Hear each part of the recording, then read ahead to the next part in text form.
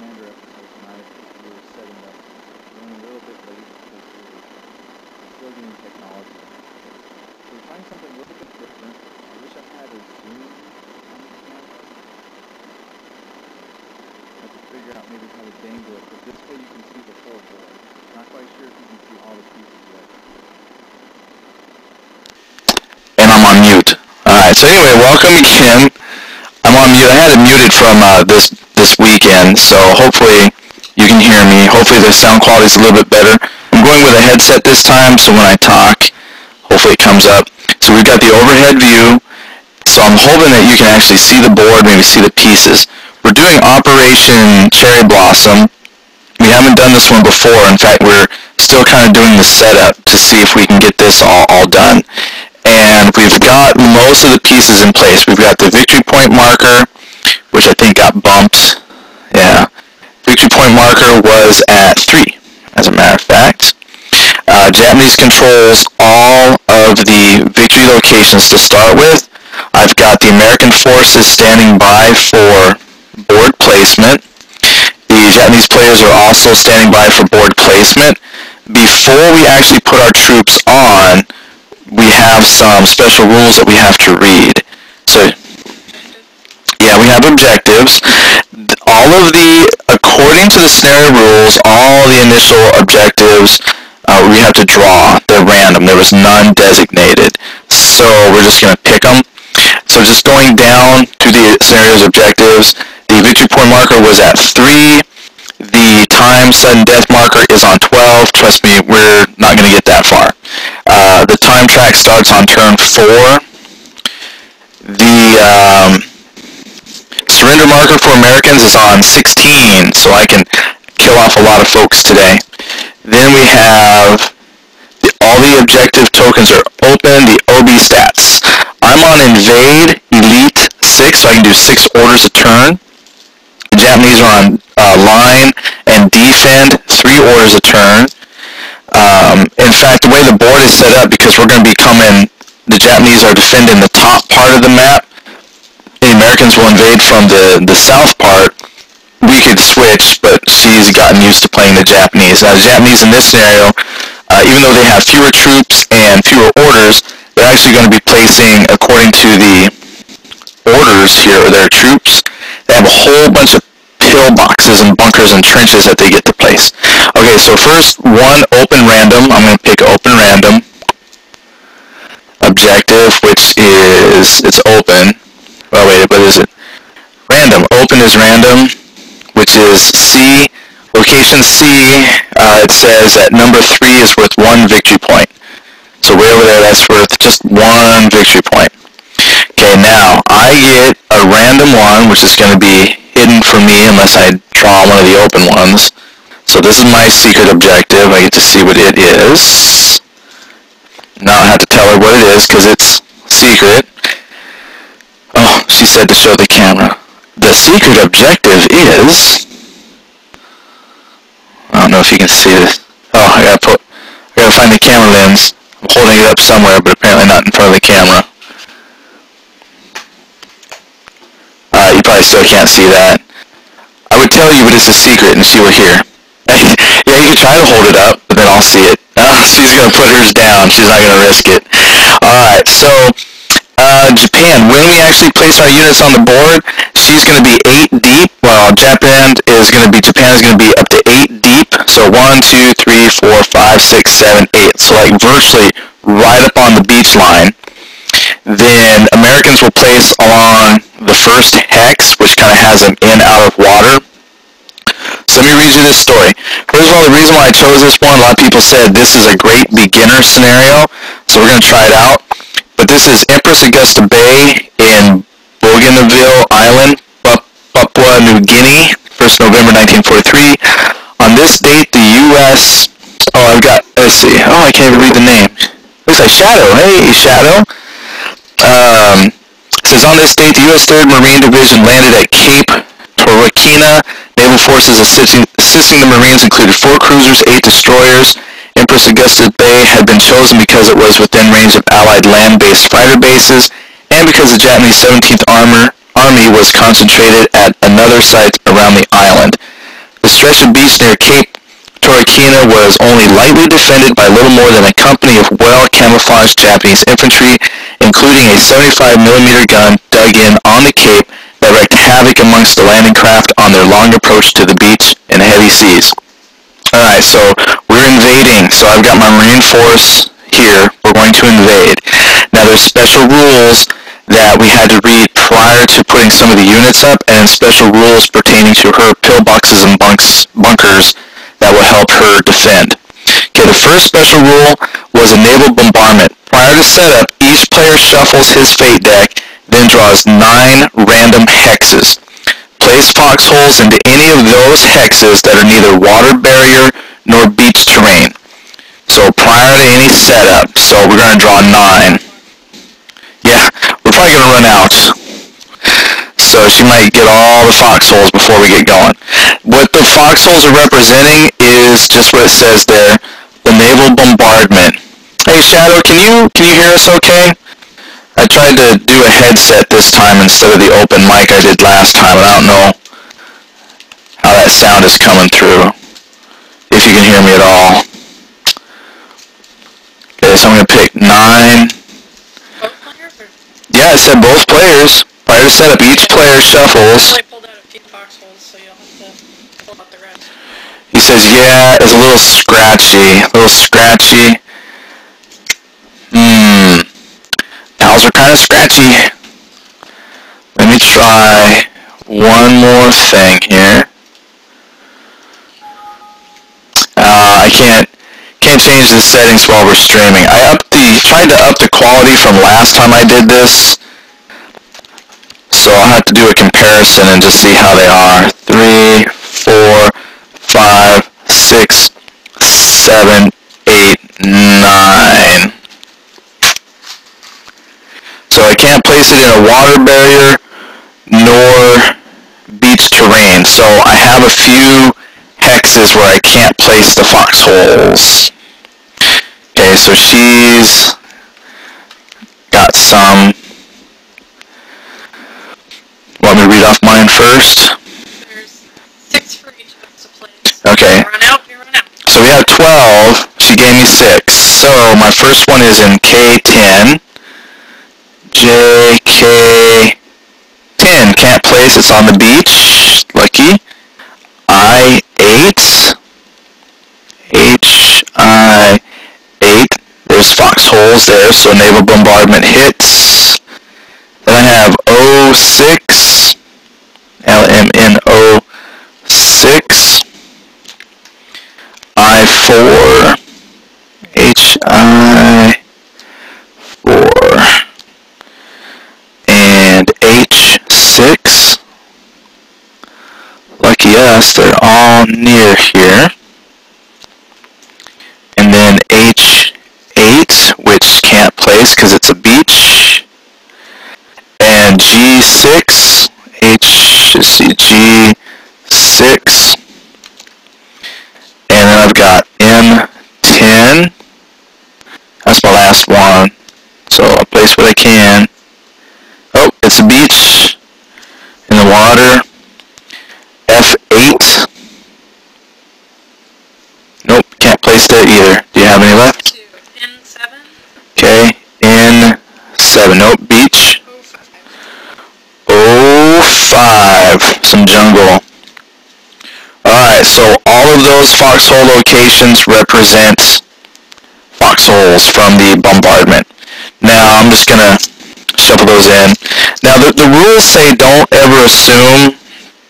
So, the rules don't say explicitly what to do with those cards, but I'm just going to shuffle the deck. Why not? Doesn't say not to.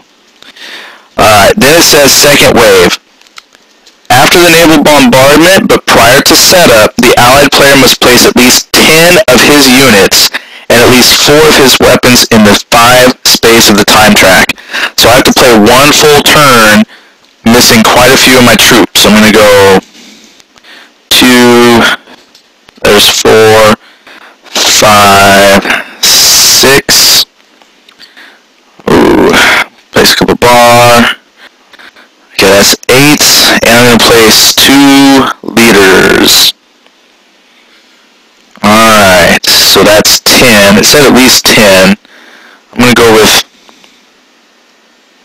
10.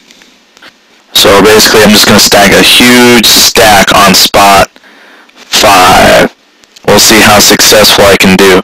Yeah, when we pulled out units, my wife, she said, hey, the Japanese gets very few. Well, to start with, I don't get too many. Yeah, till the next turn. Till the next turn, then they land on the beaches. And let's place flamethrower, heavy weapon, medium machine gun. Let's put the other flamethrower. I might want the flamethrower, but I'll see if I can go a turn without it. I'd like to burn them out at some point, but alright, so now I have a much more manageable force at startup. Alright, then it says for number 3, hidden positions. The Japanese player may place any number of his units, along with their possessed weapons, if any, in one or more infiltration boxes instead of setting them up on the map. Stacking limits within the infiltration box must be observed as if the box was a hex. So that's right here on the tracker. What this will allow her to do is she can place her hidden site marker on the board as if it was a unit within her 8 hexes, and then as we play and unveil random hexes, she can move a site marker to that spot. That way forces will shift, and then if she draws the infiltration card, she can pull units from that box. So we'll give her a second to set that up.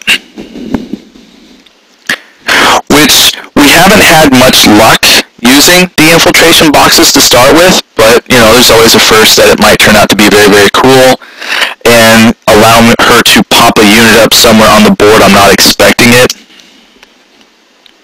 Now these foxholes, because some of them are near the beach, that would give me a little bit of cover out in the open, which is very nice. A little bit of cover, not much. Alright, are you done with the infiltration? Okay, it says here number 4, crossfire on the approach. The Japanese player doesn't draw a random opening hand. Instead, his starting hand automatically consists of any 4 cards of his choice containing fire orders. So the only thing different would be the actions if you want, you know, specific actions and whatnot. All 4 have to be a fire, which means you can choose, yeah.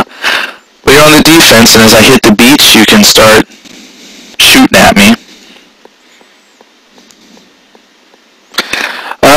Let's see here. Shadow asks, so what are you playing, Jay? And I got back into EverQuest 2. I'm now playing a Necro. Oh, well, let me tell you a little bit about what we're doing. Tonight, because it's on Map Board Monday, we're playing a game called Combat Commander Pacific. And this is a war game, as you can tell. And last week we played one of the scenarios. Today we're going to play the first round of another scenario. Maybe 2 rounds so I can bring some troops in.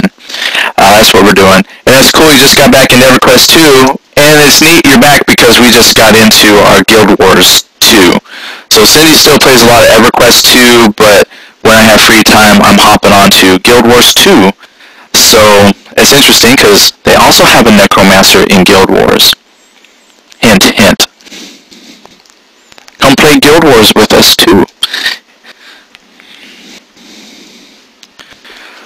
But it's good. I haven't seen you around lately, so it's good to have you here with us tonight.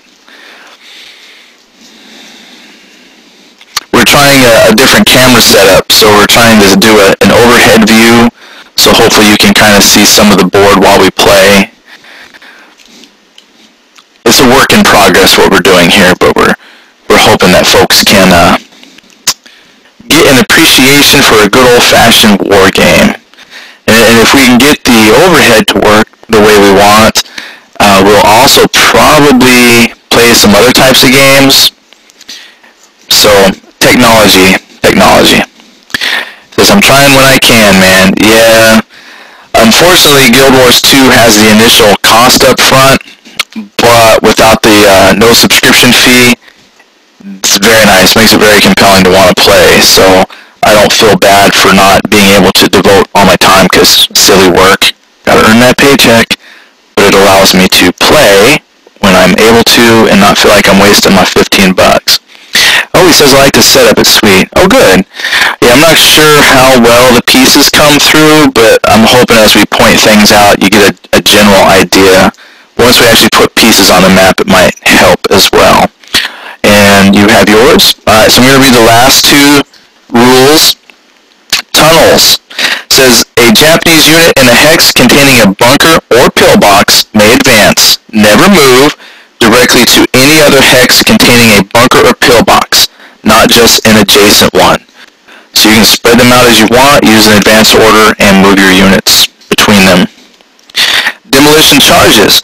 When a U.S. squad fires at an adjacent hex containing a bunker or pillbox and rolls doubles, immediately and automatically destroy that fortification.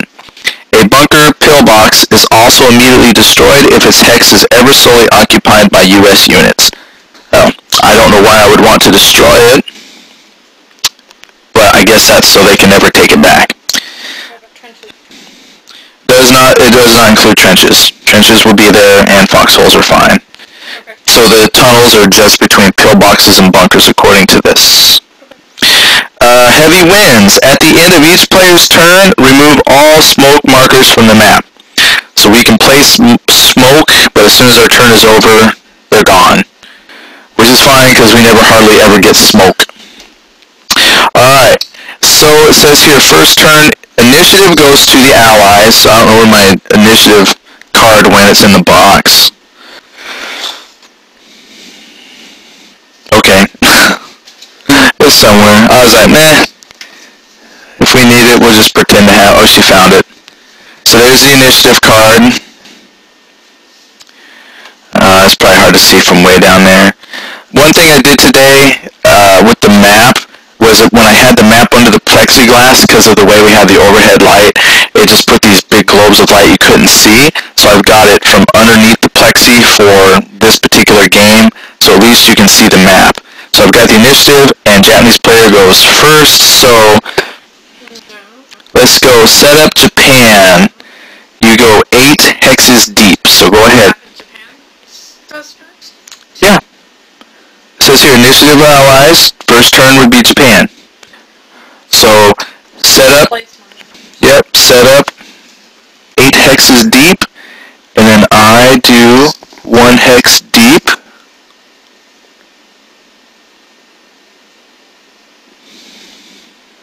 Oh, wait. Oh, the way they got this here, I place first, then you place, but you have the first turn. So, yeah, well, sometimes you just have to actually read the rules. Alright, so we're going to come on the beach. I hate having to set up in that first row, because I'm like on the water. That means I actually got to storm the beach. But I'm assuming, I guess that means we're in our landing craft. And I want to put a leader.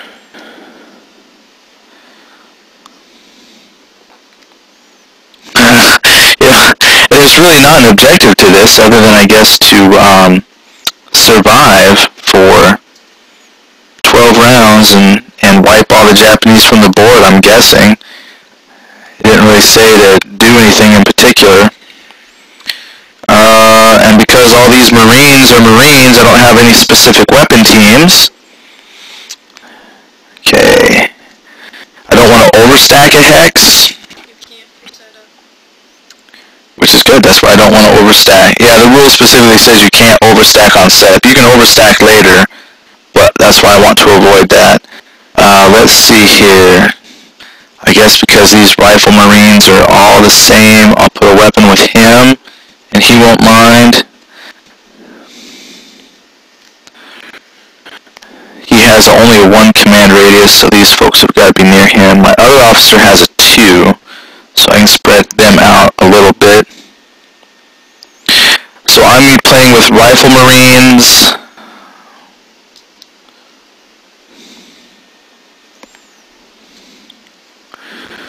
There's a lieutenant. He's got a medium machine gun.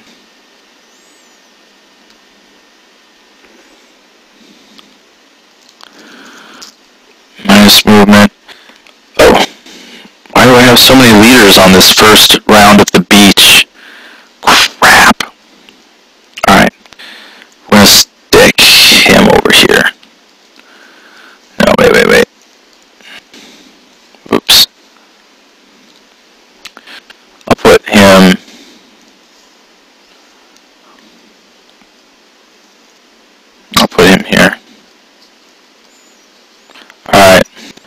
Okay. She's gonna throw these out. So on the sighting markers, we'll take a quick peek here while she's setting up. So the sighting markers, I'm going to read that real quick, just way, because they move when you do a random card, when you pull a random event, it has a hex on it. So what I want to do is just make sure it's not, you don't read every single one. So 1.82, movement of the hidden markers. So at the conclusion of any sniper/event trigger that requires a random hex be revealed, the Japanese player must move one of his sighting markers currently on the map into that hex. If a sighting marker already occupies the hex, a different one must be moved in if possible. Alright, good. So we interpreted that right. So that will let her move forces. So if she ever draws the infiltration, that lets her bring one unit from her infiltration box. She, as long as there's a sighting marker in that hex, she can, go to one of those spots. So that's cool. The last game we played, they had one sighting marker, so it was kind of, it wasn't very exciting. You just had this one marker that just totally moved randomly throughout the map. But now she's got like 100 of them. So the chances of her putting a hidden unit on the map board in a spot that she thinks would be advantageous is drastically increased for her. Because she has so many more options to make that more beneficial for her. So she's placed her sighting markers, and that's how they go on the map. The sighting marker is not a unit, however, she gets to play it and place it on the board exactly as if it was a unit. But it doesn't move or have stats, so semi-unit.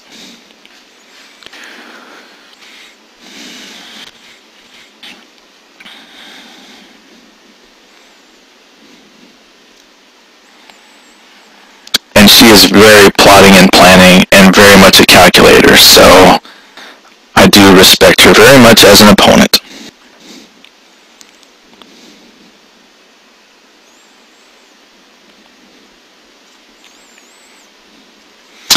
And the fact that she's got 4 fire cards already at the start means that she could place units that can attack in very, very good locations to possibly go ahead and destroy some of the American units.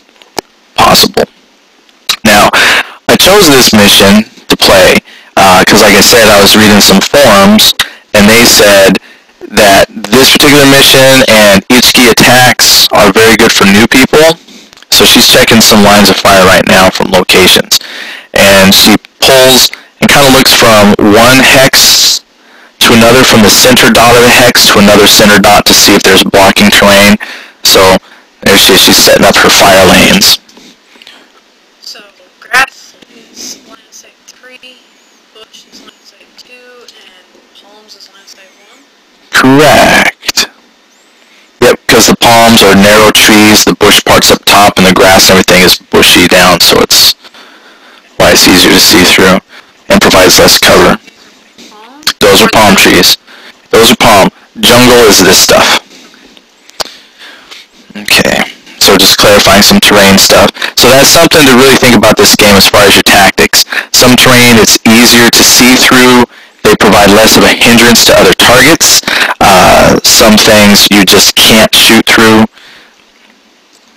Fortunately, it looks like most of this jungle part's near the back where she can really hide some units.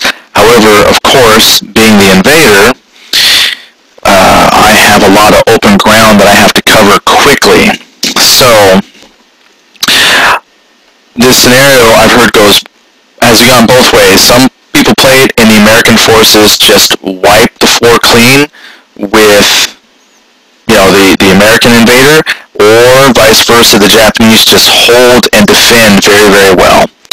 Now, the Japanese player has all their troops up front, so I'm going to see where people are. However, half the fun is drawing the appropriate order. So, yeah, and she's smiling at her hidden units here.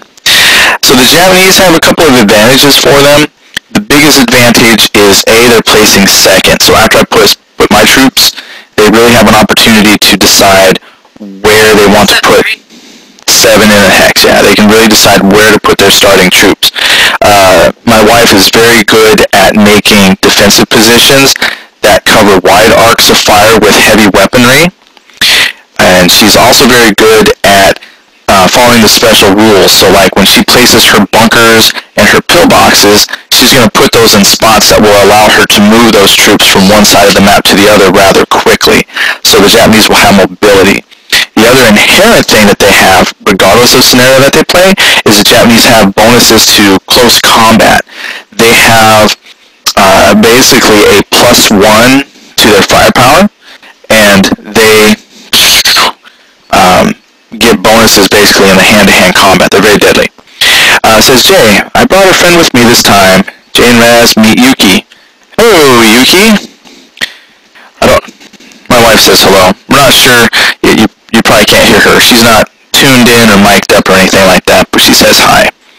And you can see her hands. You can see both her hands now through the over. The hands of Raz. So you got both of them.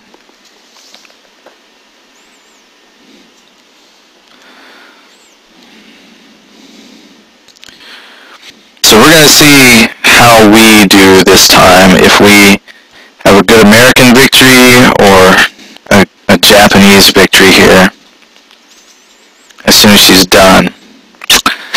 Yeah, so what I heard was if the Americans win, it's because they do bring in their huge stack of reinforcements here.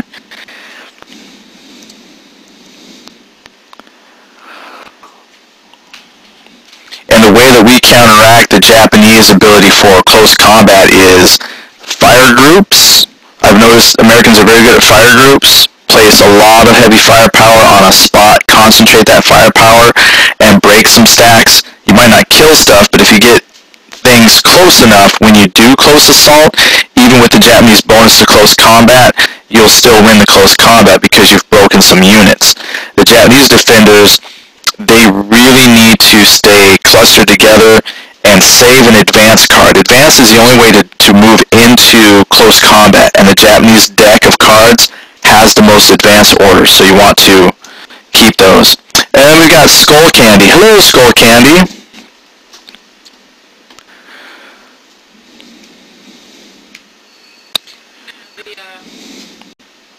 Pillboxes I can travel to in advance. Yeah, you got your pillboxes and bunkers you can travel through with an advance order.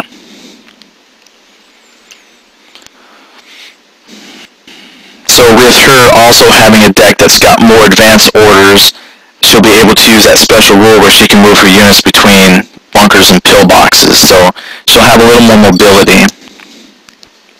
But again, that all depends on the luck of the card draw. Fate could be with me. That's why they call it a Fate deck. Fate could be with me, and she'll draw her advanced cards as dice rolls and can't really move, or it would be against me and she'll pull those advanced cards when she needs them. Alright, how you feeling? Feeling lucky? Alright, so you kind of have an idea of where some of the forces are. She's concentrated a lot of them kind of along the middle row here, so she could go 8 deep, but she's keeping her forces kind of consolidated in a row. She has a Brave Soul out here, but since my forces are concentrated on this side of the beachhead, we're going to have to kind of come up here. I would actually have to kind of divert out to clear out that pillbox. So we're going to come up and just see what we can do. Alright, so... Automatically destroy one if you're the only one in there. Right, if I'm the only one in it, a pillbox or a bunker, I automatically destroy it. I don't get to take it over. Got the initiative card, and you're first. I'm first. Let me draw my... How many cards does Invader get? Invader gets 7 cards. So I'm the Invader, I get 7 cards, and I can play up to 6 cards on my turn. 1, 2, 3, 4, 5. Okay. Well, you never know. here, Skull Candy says, oh, Yuki equals Skull Candy. Shadow is dumb and introduced me with my nickname. Hey, gotcha. Alright, it's all good. To us, she'll always be Skull Candy. We love Skull Candy. Is that with a particular flavor, or is it like an assortment of skulls? Okay. We weren't sure. It's just a question I had. First, I'm going to activate the sergeant. Alright. So because I'm using this, I'll have to kind of relay. She's using a fire order to activate her lieutenant or sergeant, who can then activate all those units. Activate all the units in there. So I will start with the light mortar. 1, 2, 3, 4, 5, 6, 7, 8. Alright, so the way that the mortar works, it's what they call ordnance, so we have to, as a reminder, I was like, you're not launching artillery, but No, I'm just, oops, that's where I'm going. that's where she's going. So the way it works is she has to see if she even hits the hex before we make the attack roll. So we only have one spot of hindrance, which is this. 2, 3, 4, I'm getting a little thing. Oh, you ran the little thing? Yep. Wait a minute. To this? It doesn't touch any of this? Follows the line. Oh, snap. Look at you. Okay. So basically what she has to do is she takes her card, rolls the dice, she multiplies the two numbers together. So you got 6 times 6, which is 36. That's way more than the distance in hexes. So she hits the hex. Now she has to make an attack roll, attack total. That one. So did you make a fire group or just the mortar? Just the mortar because he can't be a part of a fire group. Oh, he's ordnance, okay. He's got a white band. I would hold all the pieces up, but they're small, you couldn't see it anyway. So she's got a base attack value of 5 with the mortar, then she rolls, adds 1 for the lieutenant with her, so she's at a 6. Then she rolls. 10. She adds 10, so that gives her 16 attack value with her mortar. That's not bad. So I'm going to check inside my hex and see what I get for rolls here. I have Marines. They have a 7 base plus 2 for their lieutenant, and we're just right out in the open. I don't think I got anything that says dive for cover. No, I don't. You actually have a -2 for cover. Let's see, do I got a penalty for being on the beach? Or in the water? Oh, right here. 1. Water barrier. Movement uses all my movement points. Cover. -2, which is not good. And then line of sight 0. So I have to get out of the water. Basically, that negates the captain's bonus, so he's at a 7, just a straight up 7. So that means I've got to roll a 9 or better. Let's see, Skull Candy says, no, it just sort of came into my head one day. It's a brand that makes headphones. Oh, Skull Candy makes it. Gotcha. Now, anyway, well, the candy part threw me off. Wonder what flavor of headphone. Alright, so, this is the most awkward card I've drawn for the very first turn. Bad because, 1, I drew 2, so this guy's going to get flipped, but I just triggered a time event. My very first card, I pulled the chime event. Very first card. So, great. So here's what happens with the time event. 1, you advance the time marker 1, and the person who triggered the time event shuffles their deck. This has never happened to me before. So the game has already gone from turn 1 to turn 5. So I said we would probably play like 1 turn. And there it is. That's a turn. Yeah. My wife was thinking she'd have a chance to destroy some GIs here, some Marines, but she still might get a chance. Because now she'll have a big selection to choose from. So I shuffle. The defender gains 1 victory point. There's a couple things you do here. Triggering player reshuffles, did it. I make a sudden death roll. We're not near sudden death. Scenario defender got her VP. And then any pieces underneath the time. So now that means that stack of 10 Marines and 4 weapons I was holding on to make their appearance on the board. And I have to place them so as not to overstack.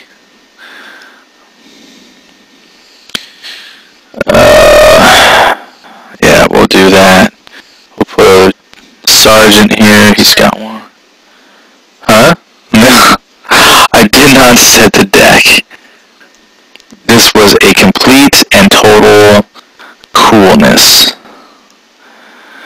And I need another officer with some leadership. Oh good, he's got 2, so I can place him here. And then put like a bar unit, Marines with the lieutenant.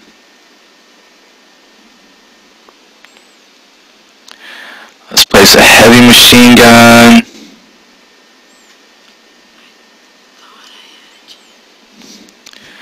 Well, she's saying she thought she had a chance. You know what? Technically, you still do. They're going to carry the flamethrower. It's just a little team. I'm going to put the flamethrower with that team. Machine gun there.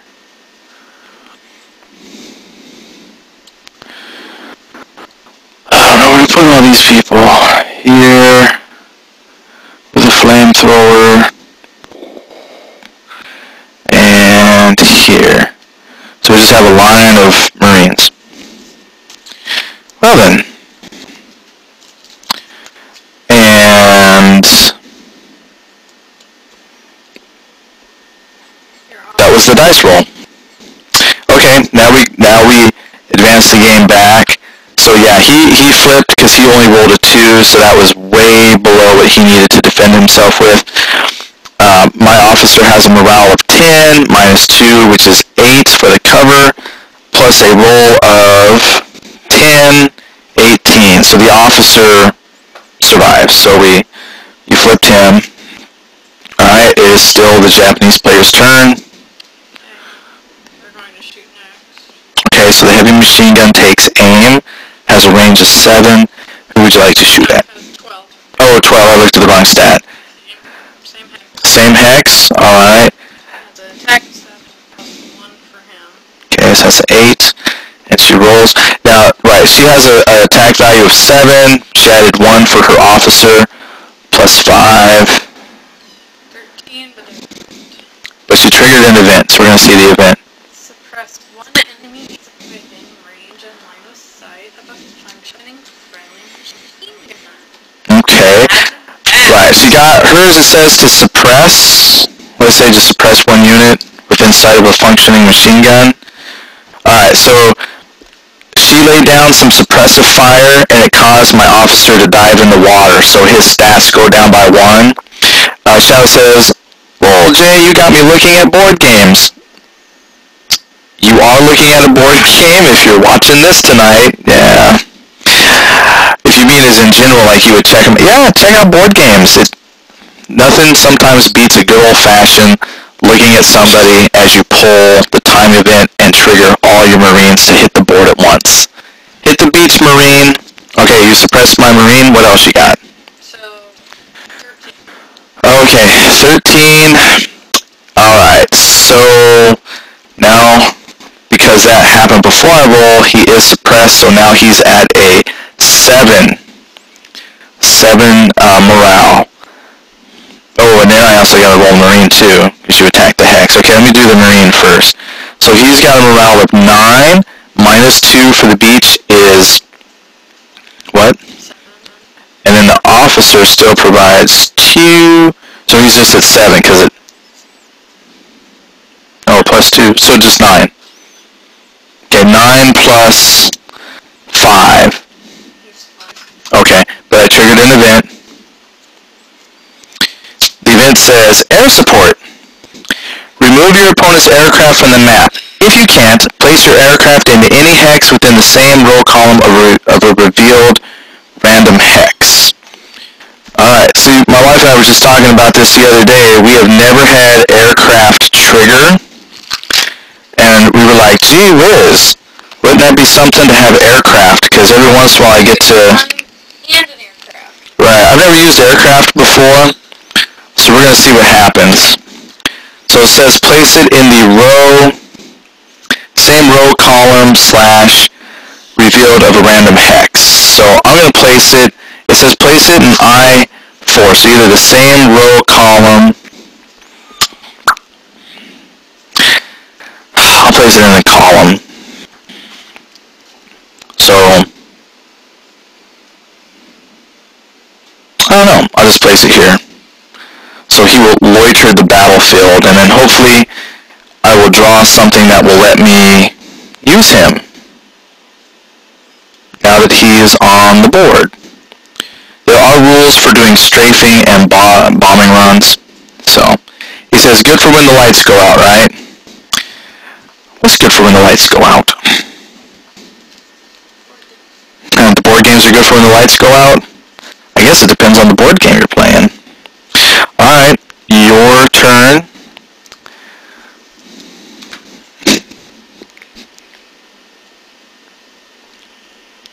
I love you. So basically, everything good that could happen for me, other than a suppressed officer and a broken unit, has gone pretty good so far. Can my officer over there activate the 2 units around him? Yes, you can activate all of those. Okay, he's gonna do that. Alright, so she's activated her lieutenant, who's got a range of 2, so they're within the 2 hex limit here. So she activates them. They can fire machine guns. Fire unit. Okay. It's gonna be a sub. Okay. They are going to fire the machine gun. Okay. They're gonna rally around the machine gun. What are they in range of? With the machine gun? Yeah, this only got a range of 4. Oh, I guess he doesn't get to be fired. Right. But you can fire the machine gun. Activate the unit to fire the machine gun. Okay.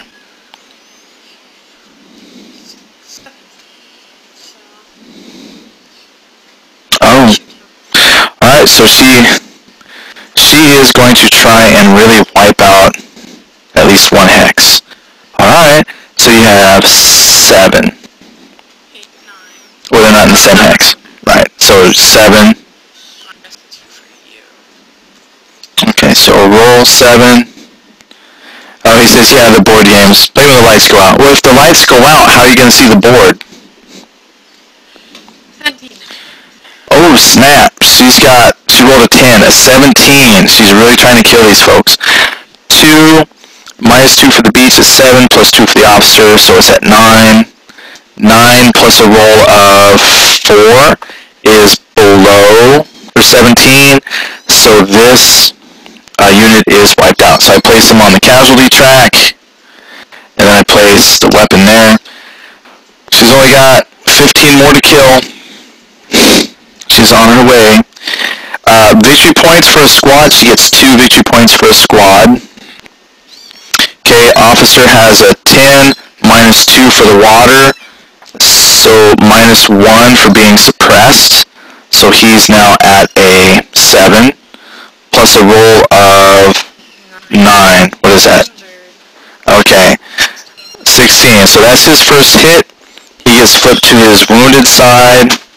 He's what they would call broken, I guess you would say. So he is suppressed and broken. He's hurting. Alright. Okay. This guy, do that hex. Alright, then she fires her last oh, he said play by candlelight. Okay, well you've got me there. If the power's out, you can play a board game by candlelight. So she's got 7 plus, 9. a 16. Alright, so when he's wounded, he's hiding, so his defense went up, so it's 11. Minus 2. Okay, so minus 1 for suppressed at 10.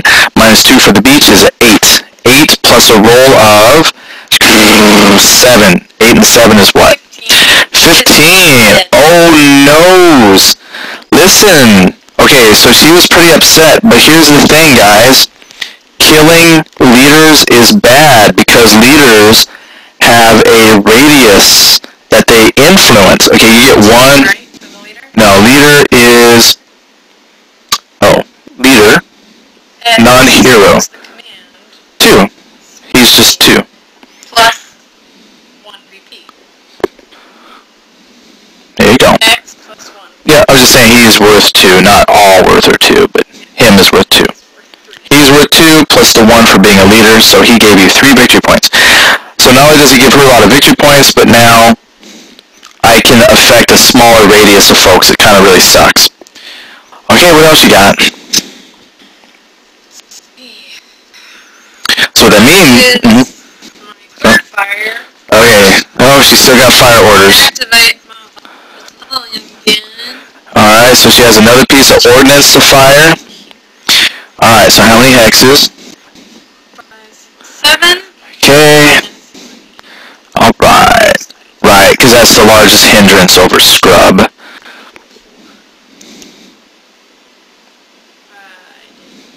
What'd you roll? Oh, okay, so the ordnance, in order for hit, just to show you what she did there, she had, what was it, 7? Yeah. 7, and then, yeah, what you do is you take your dice roll from the card, you multiply the 2 numbers on the bottom. So, for example, here, just for those who are not in the know here, down here in the bottom of the card, it has the dice rolls automatically. So you take those 2 numbers, so like in the example of the card I'm holding, a 1 times 6, well that would have been less than the 7 hexes, plus she had a hindrance that she had to subtract. The hindrance just made that, or add the hindrance just made it even more difficult. So she had to get over a 10, but she rolled the time event, which is 1 times 1. I mean, that's like the lowest roll you can get. So while she's trying to shuffle her cards, I'm going to advance our time marker 1. Yeah, she dropped her cards. No, I did the time marker. Oh, you did already? Okay, so... The time marker and the VP. Oh, okay. I tried to shuffle my cards in it. Oh, okay, so she shuffled her cards. Yeah, so you have to watch her drop her cards, but... So she missed with her battalion gun, she missed the hex, but she advanced the game another marker. So what's interesting, this technically is the fastest game I've ever played. 2 turns. 2 turns. She says, is it bedtime? We're just about there. Let's see here. At least let me have a chance to play some cards. Alright. She's full up. Alright, so yeah, that came quick. Usually we end up playing quite a few cards out of our hands before the time advances at all. So to have 2 advances this quickly in one player's turn, that's pretty unique. Alright, so now, yeah, I'll tell you what, that's why I like it. I'm going to give Advanced Squad Leader a try, and it's very, very, very structured, like complete opposite of this. It's very structured. This has almost the exact same types of phases of Squad Leader, but they come at you completely random because it's based on the cards you draw. So like, for example, in Advanced Squad Leader, you get to do a fire every turn. There's a fire phase. I can only fire if I have the card in my hand. So like I'm looking at my hand, I have no fire cards. So all I can do is look to see if I can maneuver my troops a little bit.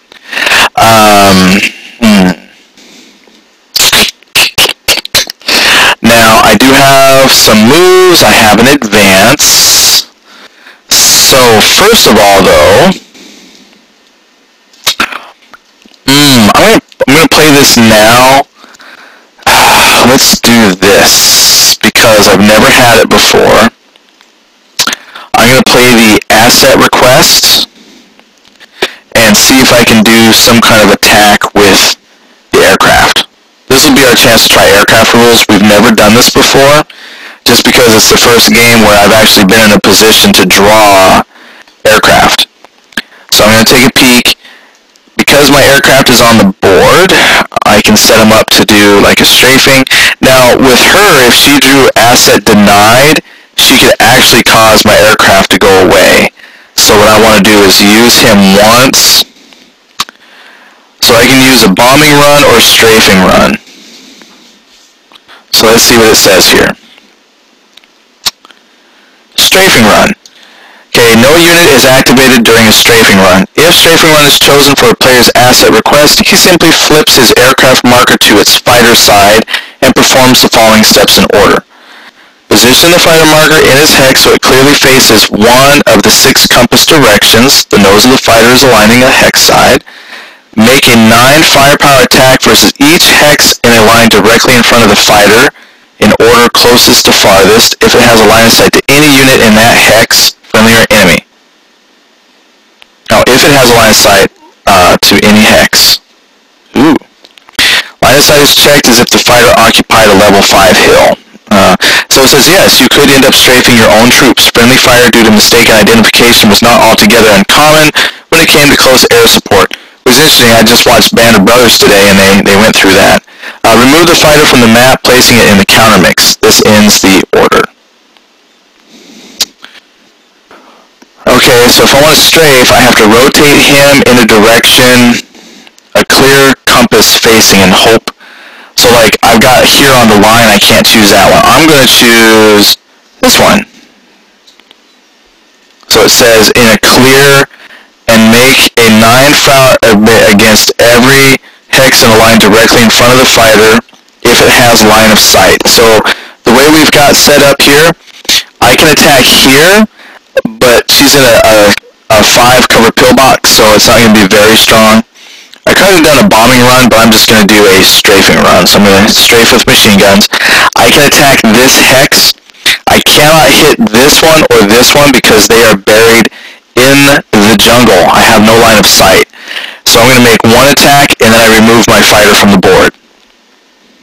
So we're going to give it a try. It may be cool. It may have been a waste of an asset. So I place my asset card, and now it was strafing. So it was on the fighter side. Yeah. Apparently it matters to them. Oh, you know what? Bombing must be an ordnance type of roll. So I'm just going to do strafing. Okay, so first in here, I roll 9 plus 6 is a 15 attack against you. Okay. She'll probably survive. Plus 6, because the pillbox has 6 cover versus aircraft. So she gets a bonus 6 against aircraft. So already plus her 8. Inherit 8, so 8 plus 6 is 14. So I only had an attack of 15. She has a defense of 14 before she rolls. But she has to roll anyway to see if she triggers any kind of events. And there was no event. So the guy in this bunker, totally safe. Now we move on to this one that's in the jungle. And it's going to be even worse for me because that bunker, does it count different? Bunker is 7 versus aircraft, so already it's 7 plus her 8 is 15. That equals my attack run. So the aircraft came down, strafed, but they're hiding in their bunkers. Did nothing. But she rolls to see if there's an event. Sniper. Okay, so with a sniper event, she draws a card, and it will attack a random hex. I won. So we look here, it says I won. Alright, so what you do is you find the spot, and then you look in the hex or adjacent, and if she wants, she can attack something there. There's no American unit or anybody, so she might not want to attack. Now, because we found a random hex where an event took place, she moves one of her sighting markers to it. That way, if she needed to place units, she could. Alright, so anyway, it's a lot of steps, but that's because we're kind of explaining as we go. But the game, it is that fun. Alright, so now I'm looking at my other orders. Okay, so that was the only one I had in terms of an attack. So it says you make your attack and then remove the aircraft. So it looked cool. I should have done a bombing run. Oh, I should have, because you were like adjacent. And it was better. And it was ordnance, so I might have done better with a bombing run, because that was like a guaranteed hit. Alright, so I know for the next time. So the problem is she killed my leader, which means I have some units over here that are floundering without direction. In order to move them, I would actually have to give each of them a separate move order. Whereas with my officer or my sergeant, I can trigger him and then he can activate everybody within his command radius. So we need to get up off the beach and we need to take a foxhole for protection. So I'm going to activate this sergeant and I'm going to give them a move order. So he's going to activate all the guys here for a move order.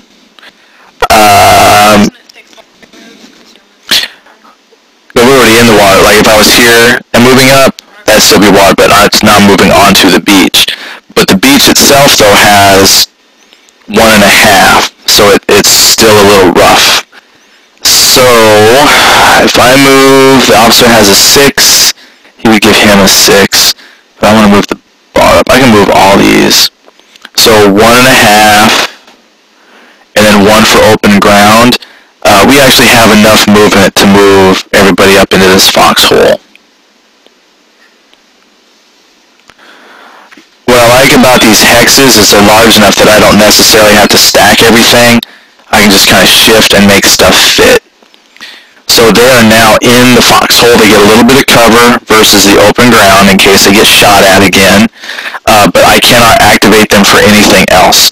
This guy was activated to move because he was part of the range, except I don't want to move him into the cover because overstacking reduces cover. So I will just move him up 1.5, 3 out of his 5 movement, and he'll just stay put, just to become a target. Then I have one last move order to get them out of the water. I'm going to activate this lieutenant. Oh wait, that's Sergeant Savage. He's got a range of 1. So we're going to move up the beach a little bit. So 1.5, and then grass is 2. So it would be 3.5 to get them up into the grass. Now he's got -1, so they're going to move 1.5, 2, 3. We're just going to move into the grass. I don't think the grass gave me any benefit other than I've got some hindrance from here. So they're just going to hope that it's harder for you to shoot at them. And then he'll move up. He's going to leave some hindrance. Actually, he's going to come up here. Okay, so he went 1.5, 3. Grass is a 2, 4, 5. That's as far as... They could probably move 1 more, but there's no point. And now this guy has no... Wait, that would be 3, right? This would be 3 because it's beach. Yep. Because the white part is on the beach, so it counts as beach. And now these guys go 1.5, 1.5, 2.5, shrub is 2. So what did I say? That's 2.5, 1.5. Then that's 2.5 because there's 1 for that, and then this is 2. So they're going to move up into this because I think scrub gives a little bit of cover. It gives 2 cover, and that's all my moves. Now, luckily she didn't shoot at anybody moving because you do get to shoot defensive fire. He goes, oh, I also got into D&D Online too. Ah.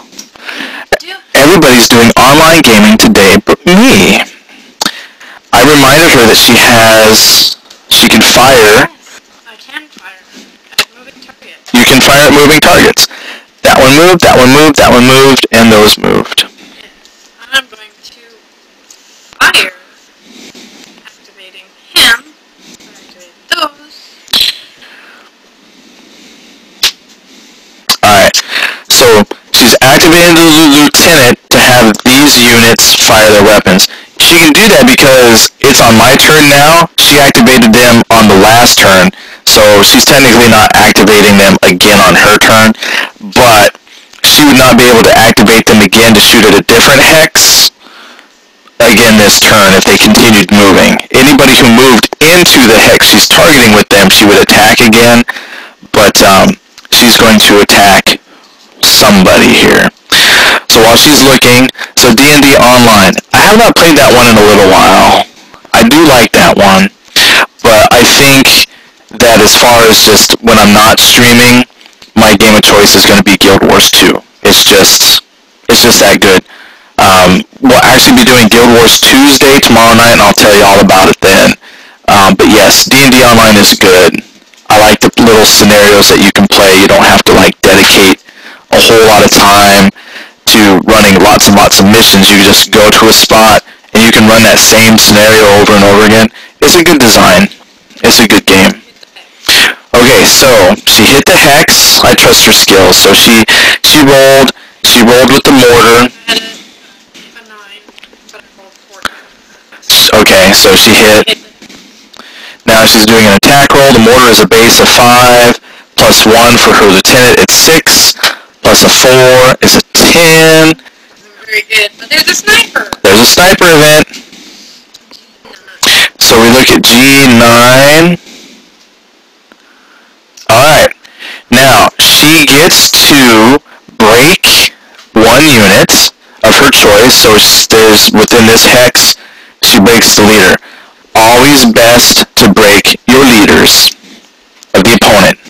It's not good for me, but it's brilliant for her. So, there's my 10.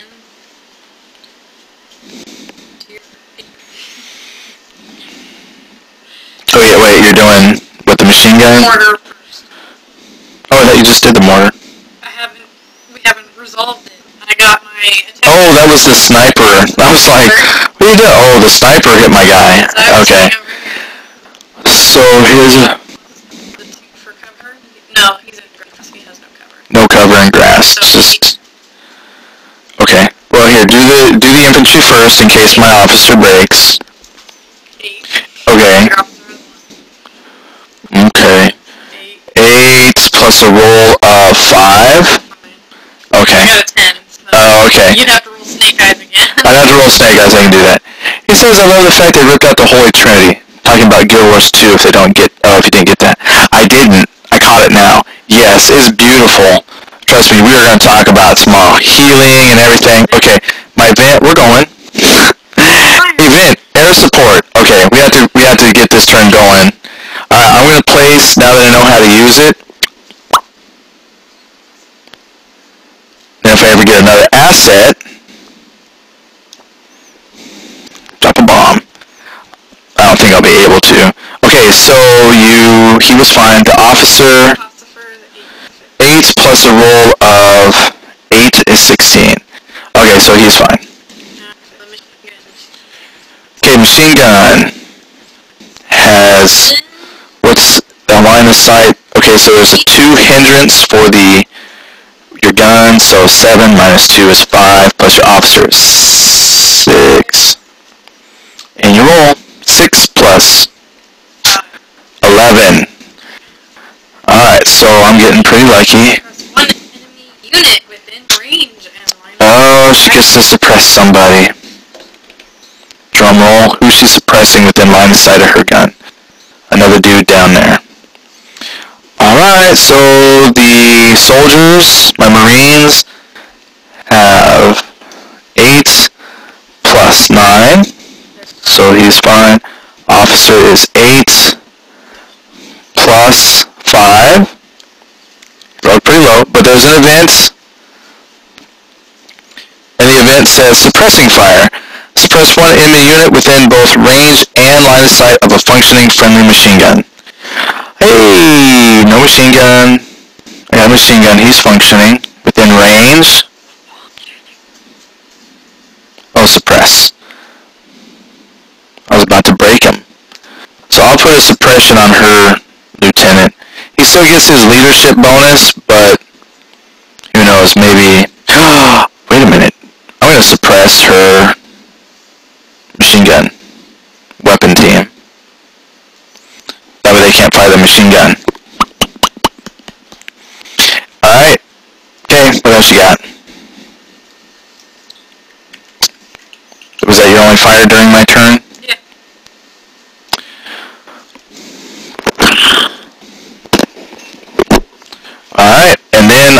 time, was this our last turn for demo? We'll see. We'll see. How much you do. Depends on what I do. I smack down a revive 1, and I fix the lieutenant. Okay, she just yawned, so I said, that's a way of saying, oh, she fixed the lieutenant. We'll be done. Alright, that's... 3. Yeah, that's it. That's it. So, that's all I can do with my cards. I'm going to draw up to 7.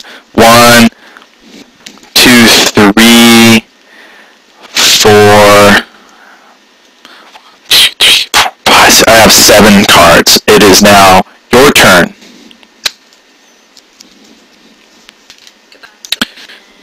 Okay, she plays to revive.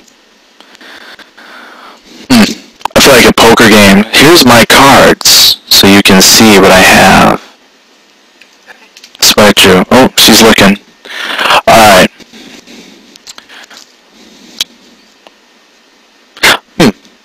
Okay. For my first turn, I'm going to do a bombing run. Now, I'm pretty sure it's an ordnance attack. Pretty sure. But we're going to try it. So now I've been able to strafe. You guys got that. So I'm pretty sure it's an ordnance attack. But the rules say never assume. So I'll have her help with that because she's smart. And... wait a minute. Why am I going? I just drew. It's your turn, is it? Did you already go? I revived and then I drew. Wow, okay, it was that quick. Alright, so I do asset request. Here comes the last bombing run. So if no unit is activated, which is nice, it just says if a bombing run is chosen for a player's asset request, he simply flips his aircraft to its dive bomber side and performs the following steps. Select a hex in which the dive bomber has line of sight to an enemy unit, which cannot be its own hex. Good thing I stuck you next to it. That hex will be the target of the bombing run.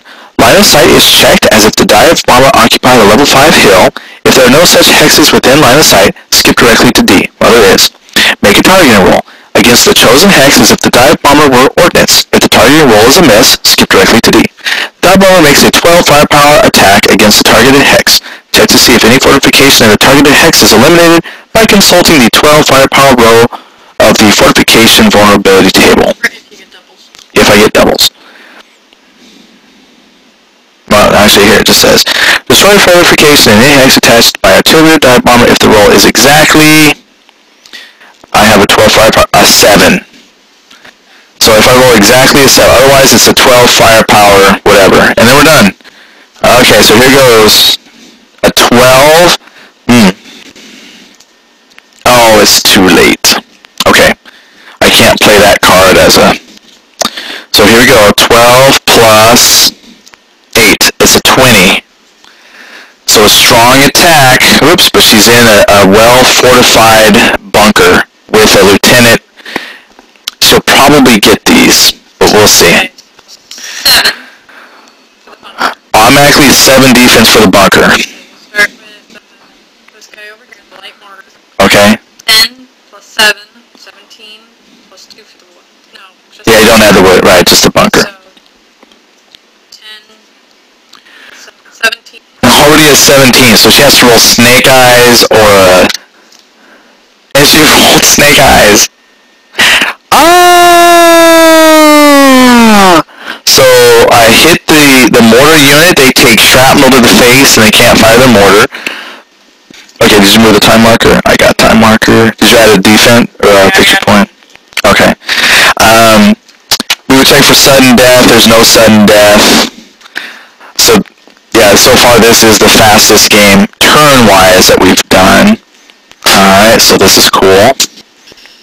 8 plus 7, 15. Okay, 15 plus... 9. Okay, so that one's safe. And then the lieutenant. 10 plus 7. So 18. Oh, he got snake eyes again. And then she rolled a 12.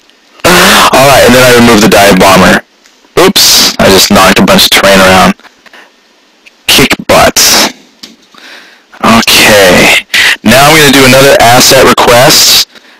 I don't have aircraft, but I'm going to make a roll on the artillery chart for my country. make a separate copy of this so I don't have to keep pulling the book out. Okay, so Americans, it's the year 1943, so I rolled a 6, I look a 6, and I come down the list. The only thing available to me is a 81 millimeter radius gun for 4 victory points. I'll buy it. So she gets 4 victory points because I buy it, and I get a 81 millimeter gun. I can't shoot it right yet because I don't have another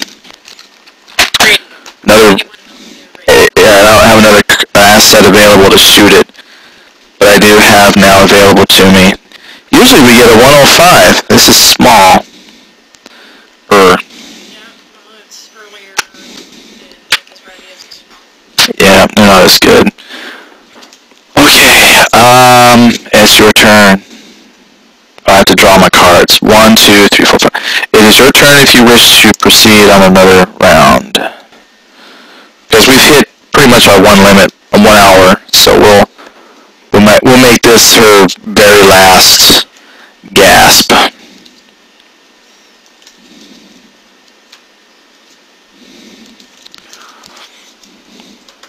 Or maybe I'll get one last gasp because she plays first, so my turn would be the last turn. So we'll see what she does then, and then I'll take my turn. So really, if you don't have to stop and explain the rules to the camera, the game actually does play pretty quickly, kind of back and forth between two folks. The card play, once you get used to the cards, the majority of the rules are learned as you play, because you play the card, it tells you what you can do. Now that we've pretty much have encountered everything, this is the first time we've really had aircraft, so we've recovered all the aircraft rules. So it has lots of options, but they're easy to resolve. And it makes you feel like you're playing a war game. We've assaulted the beach. We're under heavy fire. We're taking a lot of suppressive fire from the Japanese defenders. We've called in our aircraft to come and dive bomb. It really makes you feel like you're watching an episode of the Pacific where they're attacking Iwo Jima or something like that. And they're shooting away, and we're trying to suppress them in their bunkers. Dramatic stuff. I got Marines stuck on the beaches and they're trying to get off the beach. I've lost a lieutenant and a soldier along the way. They got buried under suppressive machine gun fire and mortar rounds. And now she played an infiltration. Okay, so this is the first time we really had this. She has now placed a Japanese unit in a foxhole where one of her sighting markers were, and now out of nowhere a hidden unit has popped up to thwart my advancement. And that was her turn. So there is actually an event called spider holes, but I just figure, hey, they're just hiding. They pop out to ambush. So now I look at my cards. I'm going to play a recon card. Recon lets me look at the top card of my deck and then decide if I want to put it back on the top, draw it to my hand, or put it on my discard. I'm going to stick it on the top. I'm going to issue a fire order.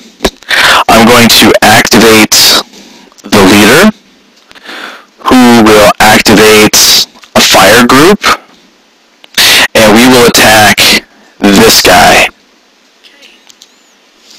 Alright, so with my fire, I'm going to see if I have anything like enfilade or hand grenades. I do.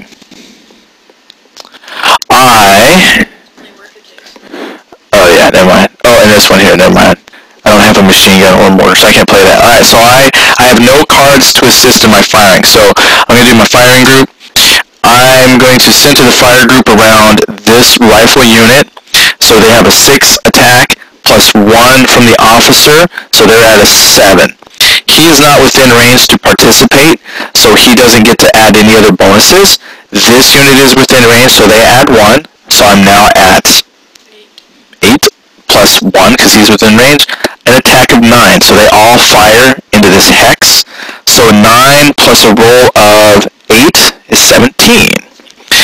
So that's pretty good, but he's got good defense. He has 8 and 11 because he's got 3 for the foxhole. So 8, 11 plus 7, 18. She beat it by 1. So the fire group, they unload everything they have, and he ducks down. Alright, so then, my last fire order that I have, I'm going to trigger Sergeant Savage here, and he's going to form a fire group, and we're going to attack. Jeez. I doubt we're going to hurt that bunker. We're going to try the bunker, though.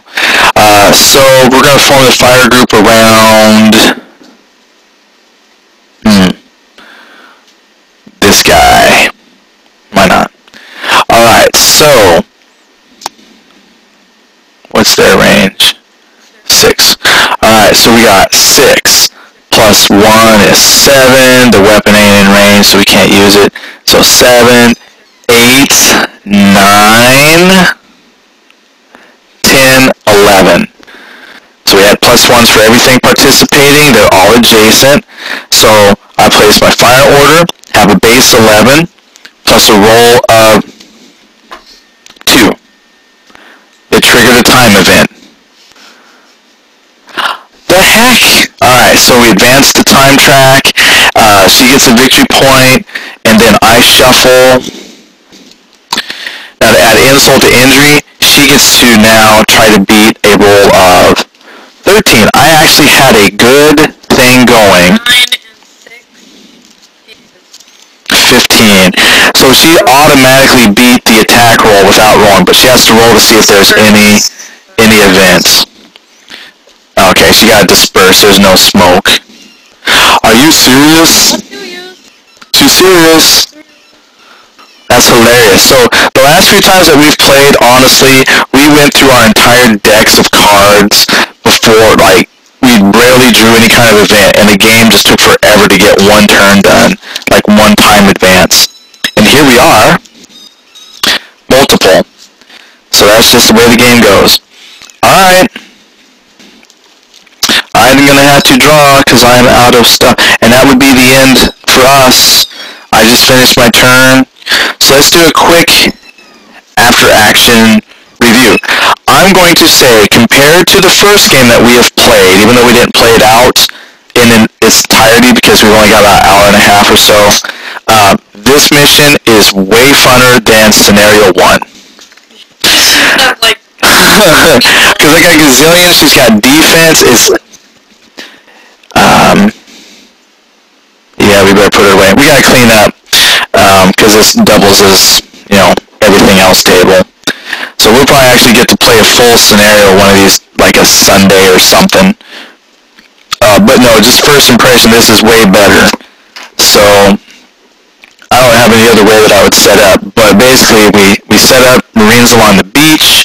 I only got a couple units up off the beach. Everybody else took some sustaining fire.